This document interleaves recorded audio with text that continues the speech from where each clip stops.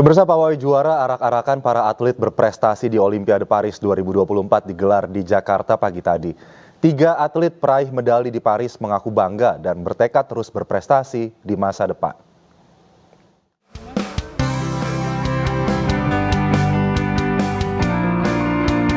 Tiga peraih emas Olimpiade Paris 2024, Rizky Juniansyah, peraih emas cabang olahraga angkat besi, Fedrik Leonardo, peraih emas cabang olahraga panjat tebing, dan Gregoria Mariska Tunjung, peraih perunggu cabang olahraga bulu tangkis, turut serta dalam arak-arakan pawai juara hari ini.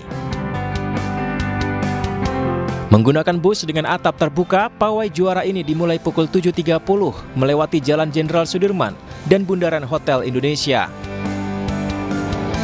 Dalam arak-arakan ini, peraih medali emas dari panjat tebing, Fedrik Leonardo mengapresiasi upaya pemerintah dengan menggelar pawai juara. Fedrik mengaku sangat bangga bisa mengibarkan bendera merah putih di Paris, Prancis. Mungkin dengan adanya arak-arakan ini bisa memberikan motivasi buat atlet-atlet Indonesia untuk bisa berprestasi di level internasional, bisa berprestasi di Olimpiade, dan ini pasti sangat membanggakan buat diri pribadi dan juga teman-teman atlet. Oke, Mas Fedrik, tadi juga disampaikan oleh Bu Yeni bahwasanya Anda berhasil mengalahkan 2 negara adik kuasa. Bagaimana, Mas? Itu saya sangat bangga di situ bisa mengibarkan bendera merah putih di Paris dan mengungguli dari 2 negara, Cina dan Amerika, dan itu ya menurut saya momen yang sangat epik. Oke, baik. Terima kasih. Terima kasih atas informasinya. Semoga olahraga panjat tebing ini dengan Anda semakin inspirasi. Mungkin bisa diperlihatkan medali emasnya luar biasa pertama untuk Indonesia. Terima kasih. Terima kasih. Usai menyusuri Jalan MH Tamrin, pawai juara ini finish di Istana Merdeka untuk memenuhi undangan Presiden Joko Widodo yang akan memberikan apresiasi bonus kepada atlet berprestasi di Olimpiade. Tim Liputan iNews melaporkan. Ya, pemerintah memberikan apresiasi bonus kepada para atlet yang berjuang di Olimpiade Paris 2024. Peraih medali emas mendapatkan 6 miliar rupiah dan perunggu sebesar 1,65 miliar rupiah.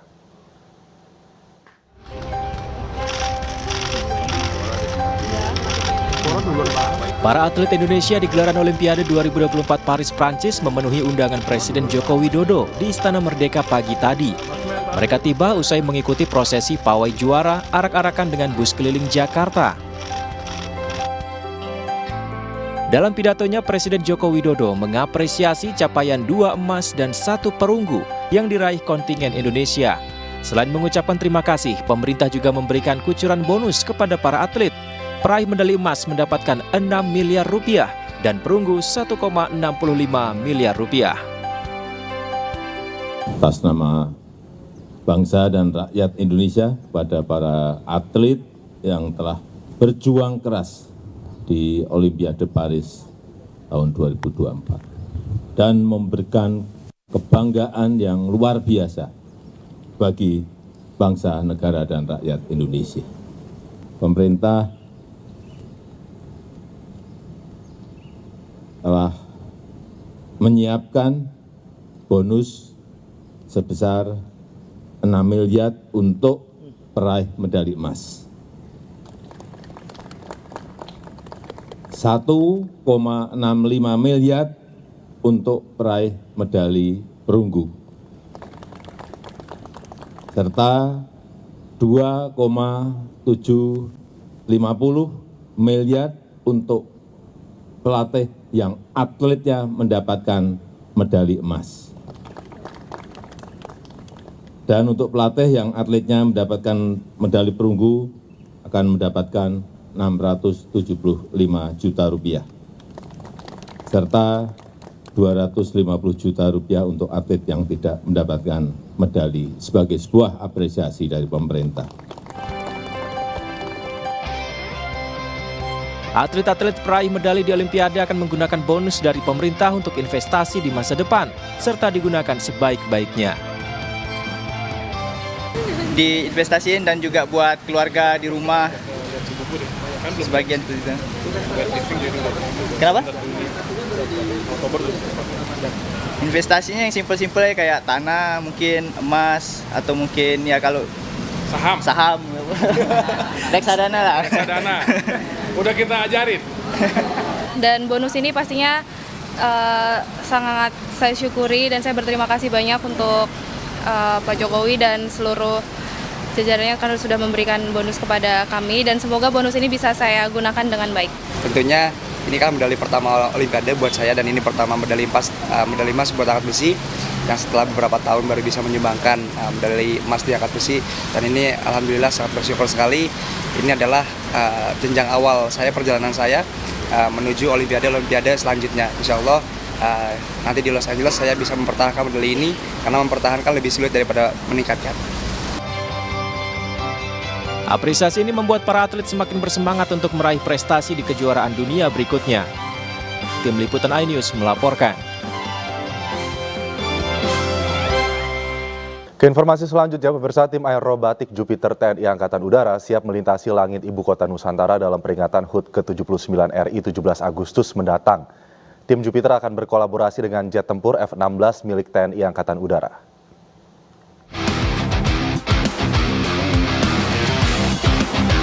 Tim aerobatik Jupiter TNI Angkatan Udara akan menghiasi langit ibu kota Nusantara dalam kemeriahan perayaan HUT ke-79 Republik Indonesia tahun ini. Tim Jupiter secara intensif melakukan latihan terbang formasi dari Hanggar D Bandara Sam Sepinggan Balikpapan. Terbangnya tim Jupiter di langit Nusantara menjadi kebanggaan para pilot dalam memeriahkan HUT ke-79 RI. Akan ada 5 formasi yang ditampilkan pada perayaan 17 Agustus nanti. Selain itu, tim aerobatik Jupiter juga akan melakukan formasi kombinasi dengan jet tempur F-16 milik TNI Angkatan Udara. Durasi show akan dilakukan selama kurang lebih 5 menit dengan ketinggian 3.000 feet. Tantangan utama yang harus dihadapi para penerbang diantaranya jarak pandang dan cuaca. Jupiter Aerobatic Team kita sudah siap, hanya memang kondisi cuaca saja yang menurut kami masih menjadi kendala karena kondisi cuaca yang cukup menantang dan visibility yang juga cukup hazy di area ibu kota negara sehingga menjadi sedikit terkendala, tapi masih bisa dilaksanakan. Tim Jupiter Aerobatic menyiapkan 8 pesawat KT-1 Wongbi buatan Korea Selatan yang didatangkan sejak 2008 silam. Pesawat ini dikenal dengan kemampuan manuvernya yang lincah. Dari Balikpapan, Kalimantan Timur, Mukmin Aziz, iNews melaporkan. Pemirsa, aturan baru pakaian paskibraka yang tidak mengakomodasi anggota yang berjilbab menuai kritikan dari sejumlah pihak. BPIP pun akhirnya membolehkan paskibraka putri untuk berjilbab saat peringatan HUT ke-79 kemerdekaan RI di IKN 17 Agustus mendatang.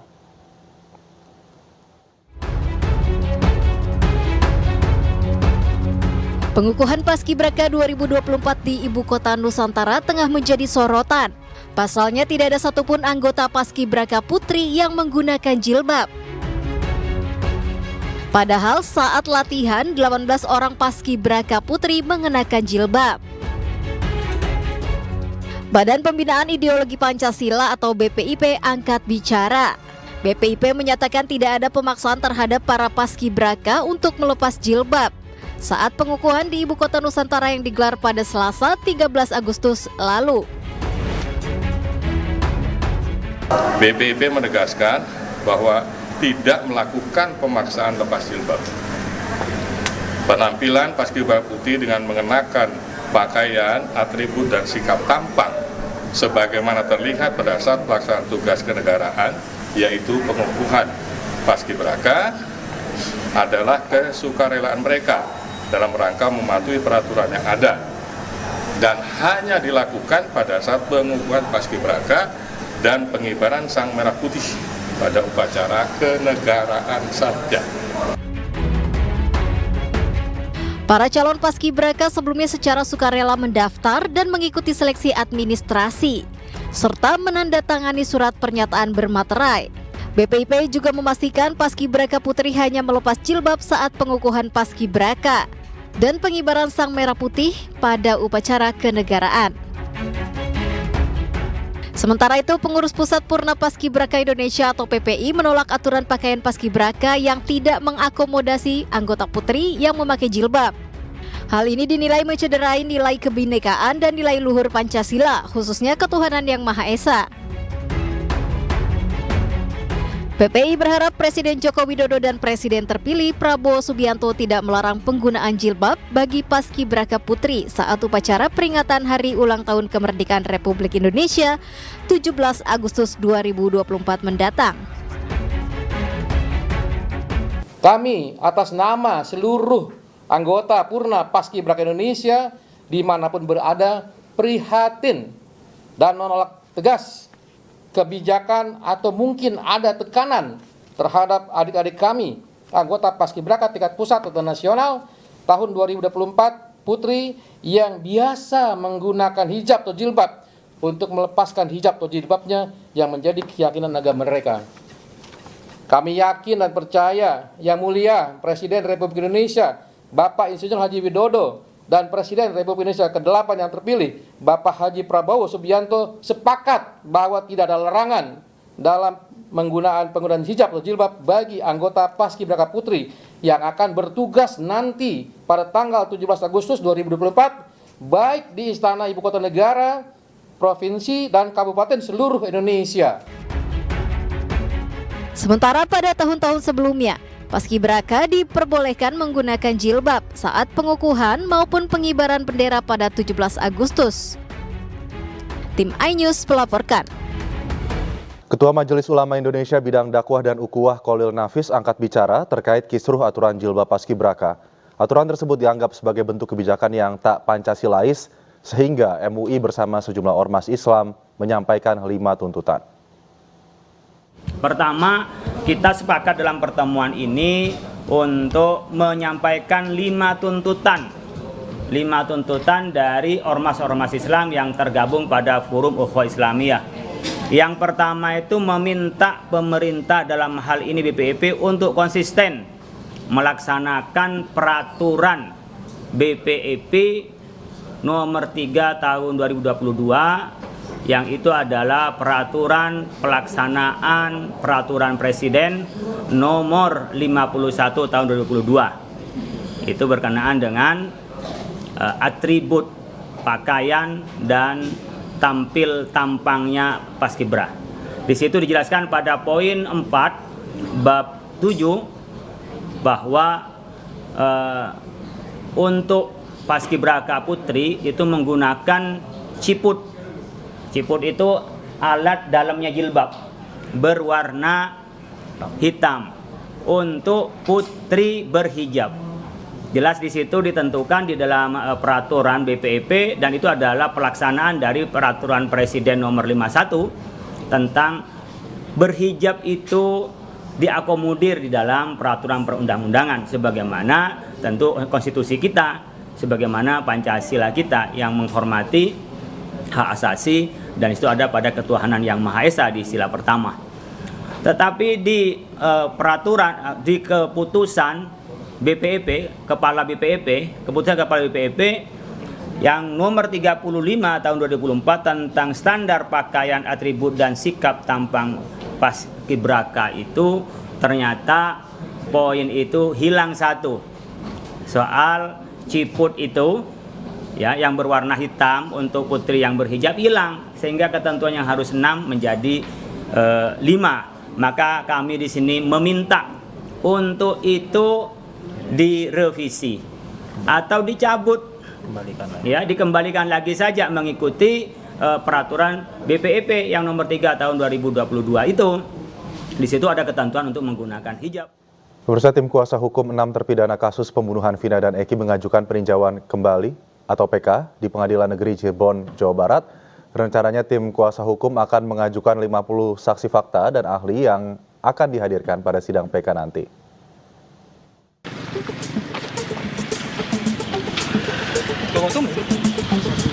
Tim kuasa hukum ke-6 terpidana kasus pembunuhan Vina dan Eki mendatangi Pengadilan Negeri Kota Cirebon untuk mengajukan peninjauan kembali atau PK. Ke-6 terpidana yang mengajukan PK yakni Rivaldi, Eka Sandi, Eko Ramdhani, Hadi Saputra, Jaya, dan Supriyanto. Dalam PK nanti, rencananya tim kuasa hukum ke-6 terpidana telah mengajukan 50 saksi fakta dan ahli yang akan dihadirkan pada sidang PK nanti. Selain itu, terdapat 4 novum atau bukti baru yang juga akan dibawa pada sidang PK nanti. Harapan kami dengan novum-novum yang kami hadirkan sesuai dengan KUHP ya, 263 ayat 2, ada 3 hal novum, kekhilapan hakim, dan juga satu dengan yang lain keputusan yang bertentangan. Itu tiga-tiganya kami dapatkan dan kami hadirkan. Sementara terkait dihadirkannya ke-6 terpidana pada sidang PK nanti, pihaknya telah mengajukan kepada PN Cirebon untuk menghadirkan ke-6 terpidana pada sidang PK nanti. Dari Cirebon, Jawa Barat, Toy Iskandar, iNews melaporkan. Ya, setelah Saka Tatal, kini 6 terpidana kasus Vina lainnya mengajukan peninjauan kembali di Pengadilan Negeri Cirebon, Jawa Barat. Untuk membahasnya lebih lanjut, kami sudah terhubung dengan Jutek Bongso, kuasa hukum 6 terpidana kasus kematian Vina dan Eki. Juga bergabung praktisi hukum Rasman Arif Nasution. Langsung saya sapa. Selamat malam, Bang Rasman, Bang Jutek. Selamat malam. Baik, saya ke Bang Jutek Bongso dulu. Bang Jutek, ini terkait dengan PK yang sudah diajukan ke PN Cirebon dari 6 terpidana kasus Vina. Setelah PK diajukan ke sana, apa saja yang akan dilakukan persiapannya oleh kuasa hukum? Ya, Mas Aldi, kami sedang mempersiapkan dokumen-dokumen yang akan kami hadirkan, dan juga saksi ahli dan juga saksi dari 50 lebih yang kami sudah. Kita akan lihat mana yang paling penting yang akan kami ajukan untuk di persidangan nanti, yang rencananya mungkin 2-3 minggu ke depan akan digelar. Gitu Mas Aldi. Oke, saksi yang akan diajukan nanti apakah sama dengan saksi yang sebelumnya diajukan atas PK yang dilakukan untuk Saka Tatal sebelumnya? Oh, nah, kami punya saksi, mungkin ada beberapa yang sama, tapi pada intinya kan sesuai dengan pasal 263 ayat 2 KUHP, kami menghadirkan novum. Seperti di dalam yang pernah saya sampaikan, novum yang kami hadirkan tentu adalah hal yang belum pernah dihadirkan, yang bila mana dihadirkan pada saat tahun 2016, tentu keadaannya akan berbeda. Nah, hal ini seperti misalnya keterangan Dede dan Liga Akbar yang mencabut keterangannya. Kalau saat itu tahun 2016 tidak ada keterangan Dede dan Aid yang dikuatkan di dalam pertimbangan hakim, tentu saya rasa ini peristiwa yang tidak akan seperti saat ini. Kenapa? Karena otomatis berarti hanya tinggal Aid yang menyatakan peristiwa lemparan batu, kejar-kejaran, dan penusukan dan yang lain yang dia lihat. Otomatis kesaksian Aib ini tidak bernilai kalau menurut saya. Kenapa? Karena hanya dia seorang diri.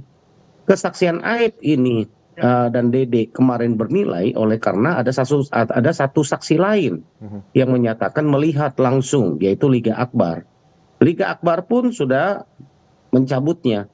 Sedangkan saksi-saksi yang lain, ya seperti Pak Kavi, Pak Pasren dengan anaknya Kavi, dan juga beberapa saksi yang sudah juga mencabut, ada Okta, Teguh, Pram, dan juga Sarifudin, ya juga mencabut keterangannya. Oke. Ya, kesaksian waktu itu aja saksi pendamping. Saya penasaran sih sebetulnya novum-novum apa yang sudah disiapkan kemudian untuk menunjang, mendukung ya peninjauan kembali dari 6 terpidana. Tapi nanti saya mau ke Bang Rasman. Bang Rasman, bagaimana tanggapannya untuk 6 terpidana yang melakukan PK melalui kuasa hukum saat ini? Baik, terima kasih. Pertama, sebelum saya jawab terkait dengan PK 6 terpidana yang saat ini ditahan sebagai terpidana dari kasus Vina dan Eki, saya baru saja mendapat pesan dari salah satu pejabat Polda Jawa Barat yang menyampaikan kepada saya dan untuk disampaikan ke publik bahwa pemecatan atau pencopotan Ibtu Rudiana itu tidak benar.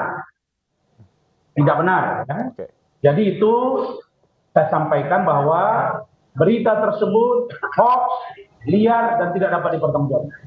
Oke. Kemudian terkait dengan, karena ini penting ya untuk diketahui publik. Kemudian terkait dengan 6 terpidana yang mengajukan PK, itu dari awal kita sudah prediksi.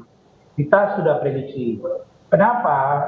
Karena bisa jadi pertimbangan para terpidana, keluarga terpidana, kuasa hukum terpidana, bisa jadi melihat ada satu momentum yang bagus, di mana pra-peradilan dari Peggy Setiawan diterima Dikabulkan oleh hakim tunggal.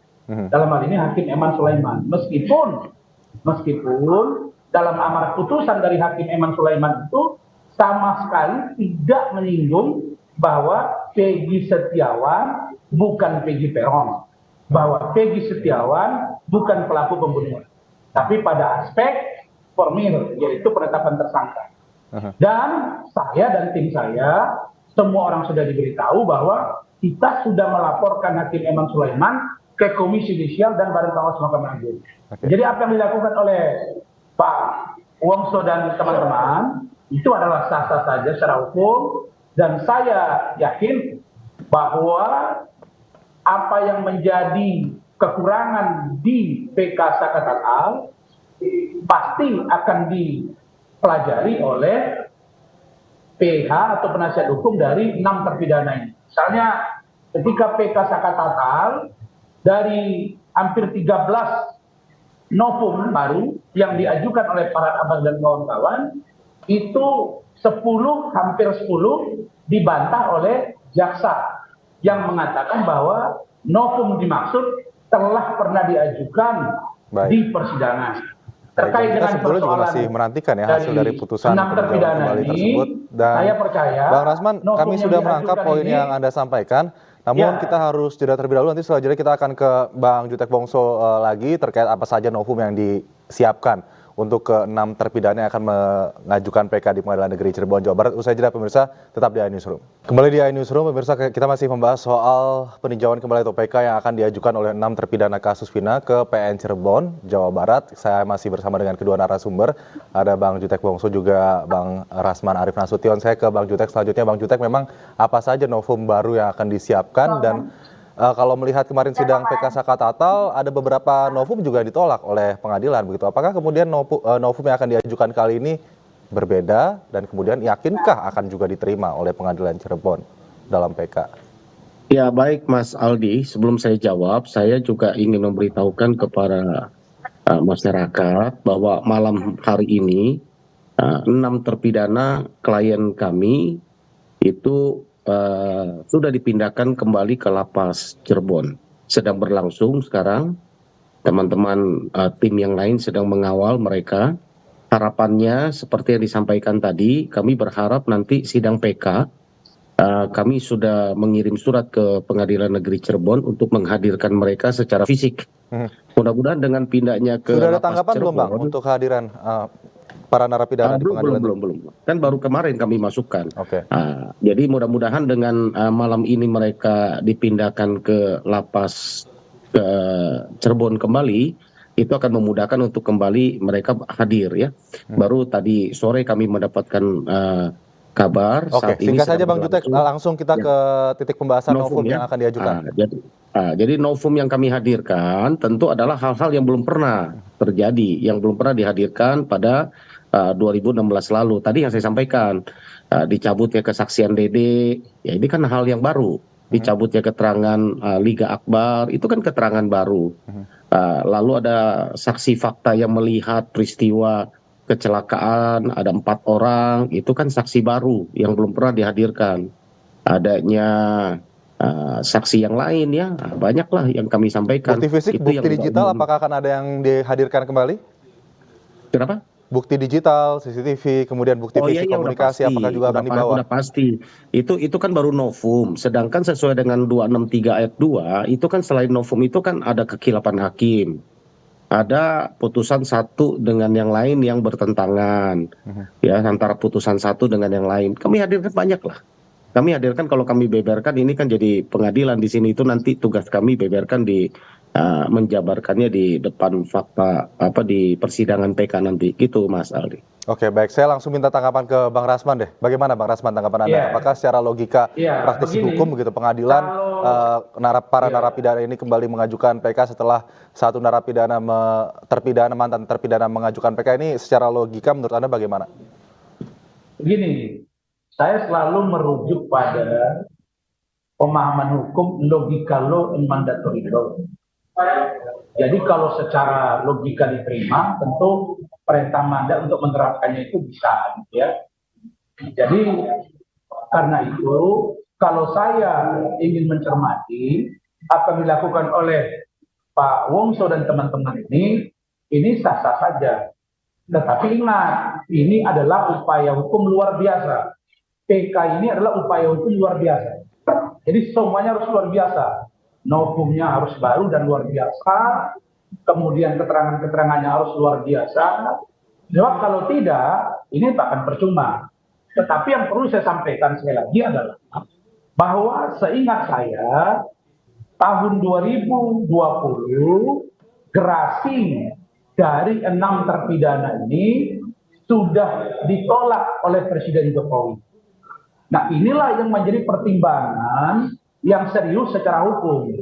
Ketika 1 bulan yang lalu saya dialog di salah satu TV swasta di iNews bersuara bersama dengan Bang Otto Hasibuan, abang saya selaku ketum DPN Pradi, di situ pun saya juga berdiskusi dengan beliau karena masih ada debatable, ada pendapatan hukum yang berbeda-beda. Baik. Misalnya ya. Jadi gerasi pernah ditolak dan menurut Bang Rasman ini menjadi salah satu pemberat bagi para 6 terpidana ini mengajukan peninjauan kembali di PN Cirebon untuk dikabulkan oleh Mahkamah menurut Agung saya, dengan ditolaknya gerasi mereka, ini akan sedikit lebih sulit untuk dikabulkan. Kira-kira begitu. Karena bagi saya pendapat hukum dari Pak Wongso dan teman-teman Pradi dengan pendapat hukum saya itu sah-sah saja. Masing-masing kita menerapkan. Bang Rasman, Bang Jutek, saya mohon maaf sekali harus memotong dialog karena waktu kita sangat terbatas.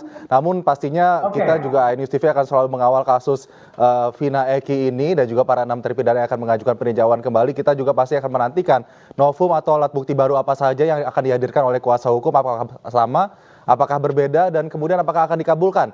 Untuk sementara terima kasih para narasumber, Bang Jutek Wongso, Bang Rasman Arif Nasution sudah bergabung bersama kami. Selamat malam, salam sehat. Assalamualaikum warahmatullahi wabarakatuh. Kembali di iNewsroom, pemirsa, sinyal PKS gabung dalam koalisi Indonesia Maju semakin menguat. Gerindra pun menyebut tidak hanya PKS, PKB dan Nasdem yang berpeluang maju bersama KIM di Pilkada Jakarta.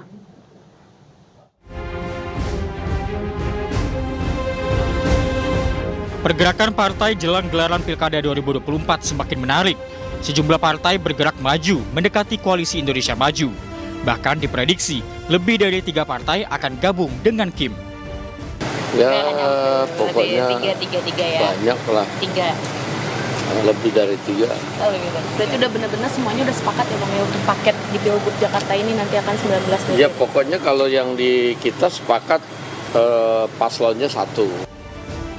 Meski belum menyebut nama partai, namun PKS, PKB, dan Nasdem diprediksi akan bergabung dengan KIM. Koalisi yang bernama KIM Plus ini setuju untuk mengusung Ridwan Kamil di Jakarta. Rencananya, pengumuman pasangan Ridwan Kamil akan dilakukan pada 19 Agustus. Tim Liputan, iNews melaporkan. Sementara 3 partai pengusung Anies Baswedan sudah memberikan sinyal akan berpindah dukungan. PKS, PKB, dan Nasdem diprediksi akan bergabung dengan KIM Plus usung Ridwan Kamil di Jakarta. Dan informasi ini juga akan sekaligus menutup jumpa kita di iNewsroom hari ini. Saya Aldi Hawari, pamit. Terima kasih dan sampai jumpa.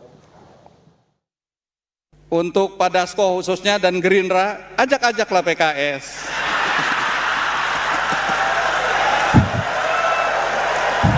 Jangan coba sekedar ngajak Nasdem dan PKB. PKS ditinggalkan sendirian. Candaan ini layaknya sinyal pencabutan dukungan PKS untuk Anies Baswedan. Tidak hanya PKS, PKB pun diprediksi juga akan bergabung dengan KIM Plus untuk maju dalam Pilkada Jakarta.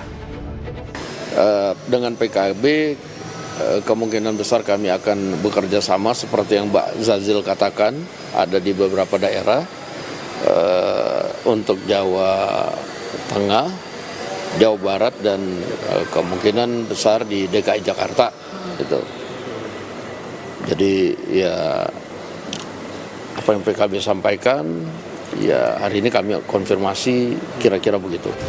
PKB beralasan perolehan kursi DPRD tidak cukup usung calon sendirian. Namun PKB tegaskan tetap membangun komunikasi dengan PDI Perjuangan. Sementara Partai Nasdem memberikan sinyal untuk tidak mendaftarkan Anies ke KPU. Bila ketiganya menarik dukungan, maka Anies Baswedan terancam gagal maju ke Pilgub Jakarta. Tim Liputan, iNews melaporkan.